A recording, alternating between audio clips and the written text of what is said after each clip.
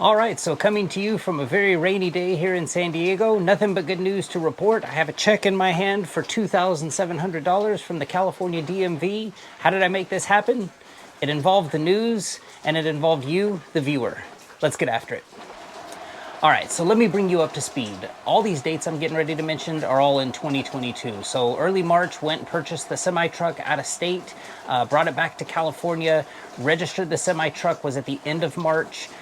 Shortly thereafter, realized I messed up. Because I want to do interstate travel, I needed apportioned plates, and at the DMV, their only option is to give you intrastate plates. So immediately, like within a week, realized my mistake, returned back to the DMV, asked them, what to do and everything like that. And they instructed me that I needed to go through Sacramento through what's called the International Registration Plan, or IRP. I needed to go through them to get the plates. They knew what I had done. I mean, they saw that I had paid them the money. At the time, they're like, hey, it's no big deal. Just fill out a form for a refund. They'll refund your fees, but go ahead and move forward with the apportion plates. And that's what I did. And at the time, I did the best thing that I knew how to do. I created a YouTube video called How to Get Apportion Plates. Basically, I just lined up all the mistakes that I made in going to my local DMV. At the time, I thought it was right. But and then just went through step by step of all the stuff that I would have, or that one would have to do to get apportion plates. Again, this was at the time the best possible solution I could. Like, hey, learn from my mistake. Hopefully you don't have to make it and everything. Put that video online and just kind of let it be. So sent off my refund request, got the apportion plates, everything was good on that end. Somewhere around middle to end April, got a letter from the DMV saying, hey, look, we received your refund request. We know you paid the fees. However, there is no statute in place to refund your fees. Like, you paid these fees in error. Basically, we get to keep them. And that really did kind of tick me off. I mean, it was like, like, this is crazy. I mean, I paid at the wrong spot. If you're checking out at a store and you paid in the electronics department and we're walking out, and at the front registers, they said, no, I'm sorry, you have to pay again. You wouldn't accept that. But because it's the DMV, I kind of really had no recourse. And so, anyway, time passed. I just kind of had accepted that, hey, look, I'm new to this trucking thing. There's a learning curve. This mistake did cost me quite a bit of money, but, I had received my answer from the DMV, but it always kind of irked me, just kind of, sat in the back of my mind as like, I can't believe I blew that money. And at the time, I didn't know how much money it was. When the DMV gives you that itemized receipt and, total, when I went to register the truck in March, I had paid close to like $10,000, and it was impossible for me to look at that itemized receipt and say like, well, this was for my plate or this was it. They list about 30 different items, from waste fees, all different stuff, and it was hard for me to assess exactly how much I had paid for these plates. But I knew it was in the neighborhood of about $2,500.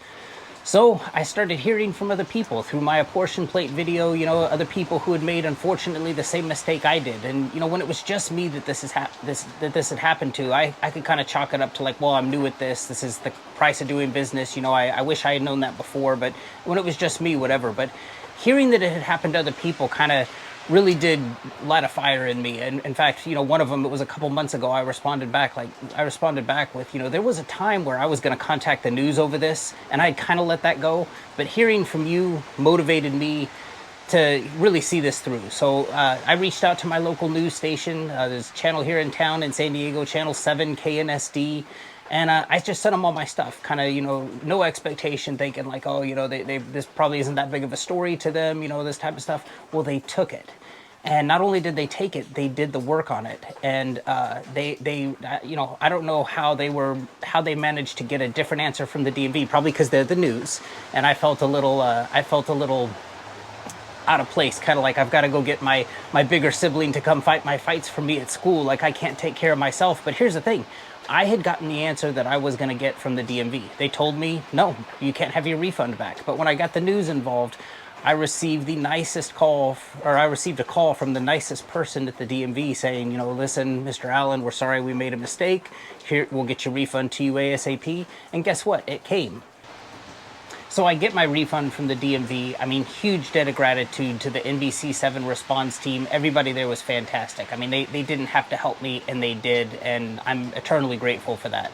Also, huge debt of gratitude towards the YouTube community. I mean, if this had been, you know, like I said, if this were just me, if I weren't making YouTube videos, if I didn't have that level of accountability, I probably, given my lazy nature of stuff, I probably would have just let that go. So knowing that not only was I accountable to myself, but that like other people, not that you're depending on me, but that other people might benefit from this, really did fire me up. So grateful to the YouTube community who reached out and, you know, told me their problems with their apportioned plates and everything like that. You guys don't know how much you motivated me to see this through. So if you are interested in seeing this story, it's slated to air this Wednesday, January 18th, somewhere between 4 and 5 on the Channel 7 or KNSD News here in San Diego. I'll be sure and put a link to it, depending on, you know, I got to figure out like the legality or the copyright rules as far as, you know, if I'm allowed to post the story on YouTube or not. I'm assuming I'm not, but if I am, I'll put a copy of the video here for you as well.